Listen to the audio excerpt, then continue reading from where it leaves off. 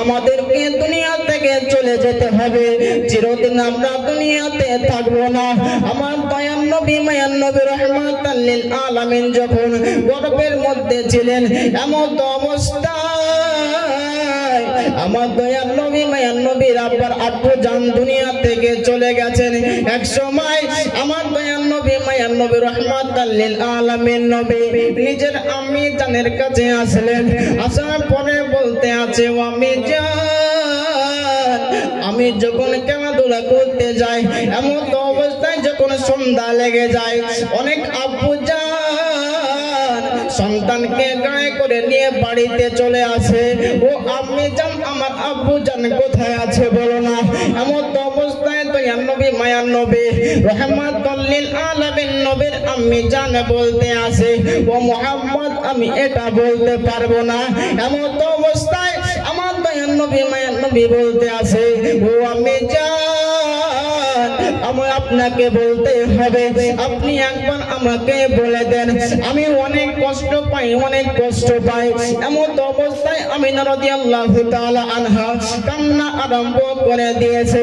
কান্না করতে করতে বলতে আসে, তোমার আব্বু জান দুনিয়ার বুক থেকে চলে গেছে, তুমি যখন আমার গর্ভে ছিলে, এমন অবস্থায় মুলকে সামে মাকামে আবুবা জায়গা নামক এক জায়গাতে ওই ব্যক্তি ইন্তিকাল করে গেছে। এমন অবস্থায় আমার দয়ার নবী মায়ার নবী রাহমাতাল লিল আলামিন নবী বলতে আছেন, আমার আব্বু জানের সঙ্গে সাক্ষাৎ হয়নি তো কি হলো, আমি আমার আব্বু জানের কবর জিয়ারত করতে চাই। এমন অবস্থায় আব্দুল মুত্তালিবের কাছে আসলেন। আসার পরে বলতে আছে, ও দাদা জান, আমাকে কিছুদিনের জন্য ছুটি দিতে হবে, আমি নিজের নানির বাড়ি যাব। যাওয়ার পরে মুলকে সামে মাকামে আবুবা জায়গা নামক এক জায়গাতে আমি যাওয়ার পরে আমার আব্বু জানের কবর জিয়ারত করব। এমন অবস্থায় আমার দয়ার নবী মায়ার নবীকে আপনার ছেড়ে দিলেন। এমন অবস্থায় হযরতে উম্মে আইমানকে ডাকা হলো। উম্মে আইমানকে ডাকার পরে একটি উটনির উপরে হযরতে মুহাম্মদ সাল্লাল্লাহু তাআলা আলাইহি ওয়াসাল্লাম, হযরতে আমিনা রাদিয়াল্লাহু তাআলা আনহা এবং হযরতে উম্মে আইমান চাপলেন। আমার দয়ার নবী মায়ার নবী রাহমাতাল লিল আলামিন নবীকে আপনার মিডিলে বসে দিয়েছে। এমন অবস্থায় ঘোড়া চলে না, চলে না, উটনি চলে না, চলে না। উটনি বলতে আসে, যতক্ষণ পর্যন্ত আমার দয়ার নবী মায়ার নবী রাহমাতাল লিল আলামিন নবীকে সামনে না দিবে, আমি উটনি আগে যাব না। জোরে বলুন সুবহানাল্লাহ। এমন অবস্থায় উটনি যখন এমন কথা বলতে আরম্ভ করলেন, হযরতে উম্মে আইমান আমার দয়ার নবীকে আগে বসিয়ে দিলেন। এমন অবস্থায় উটনি চলতে আরম্ভ করে দিলেন। উটনি চলতে আছে, চলতে আছে, চলতে আছে। আপনার দুটো রাস্তা পড়ে যায়। একটা আপনার হযরতে উম্মে আইমান বলতে আছে, একটি রাস্তা যাবে মুলকে ইয়ামান, একটি জায়গা যাবে মুলকে শাম।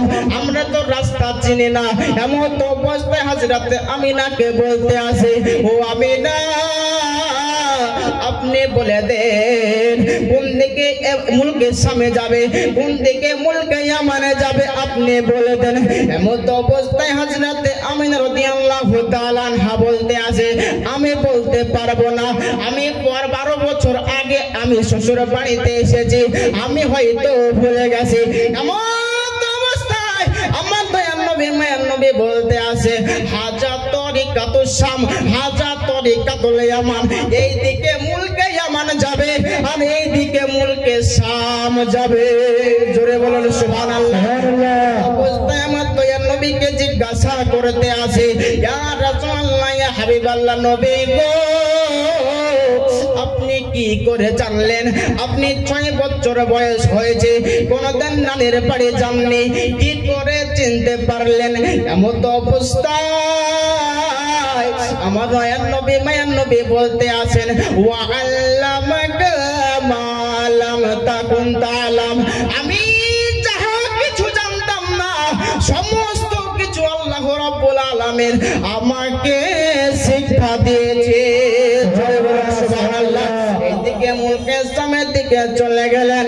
মুলকে সামের দিকে যাওয়ার পরে যখন মাকামে আবু বা জায়গা একটা নাম আছে, ওই মাকামে আবু বা জায়গা যখন পৌঁছালেন, এমন অবস্থায় দয়ার নবী মায়ার নবী রহমাতাল লিল আলামিন নবী আপনার উটনি থেকে নেমে পড়লেন। নামার পরে আপনার জিয়ারত করতে আছে, জিয়ারত করতে আছে, জিয়ারত করতে আছে, আল্লাহ রাব্বুল আলামিনের কাছে আরজ করতে আছে, এই পরবর্তীকার আলম মাবুদ, আমার আব্বার যদি কোনো গুনাহ হয়ে থাকে, এই পরবর্তীকার আলম মাফ করে দাও।